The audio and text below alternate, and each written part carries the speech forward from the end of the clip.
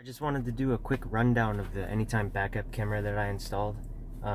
It gives you the option to view your backup camera anytime you want, and you have the option to add a front camera, which is pretty cool. But this is where I have the backup camera mounted.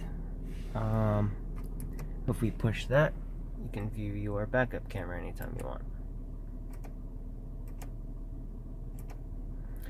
And then this is where I have the front camera mounted. So if we push that, and you can hear the relay going off inside the behind the console there. But that is the front camera.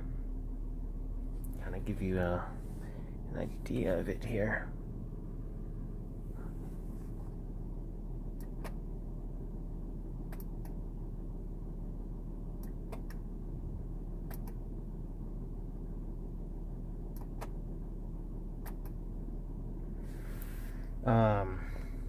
This area right here is the bottom of the Toyota emblem.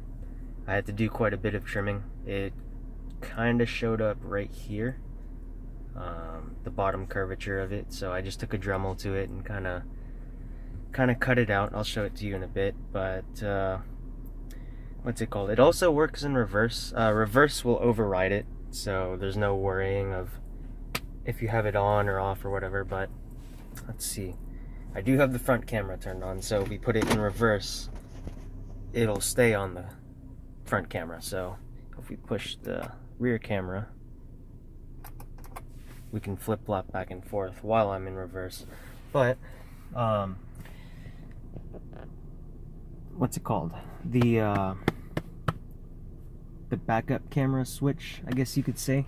It like I said, reverse will override it, so there's no worrying of actually turning it on or off or whatever. So we'll put it back into park, and then we can turn back on the backup camera, and we can flip back to the front camera just cause. But let's look at the front camera here.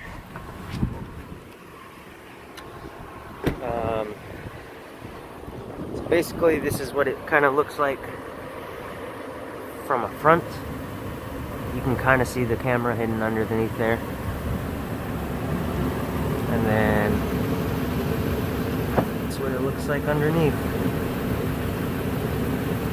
It was a little bit more than what I wanted to cut originally, but it's actually not too bad. I'm happy with it. So yeah, that's the Anytime backup camera.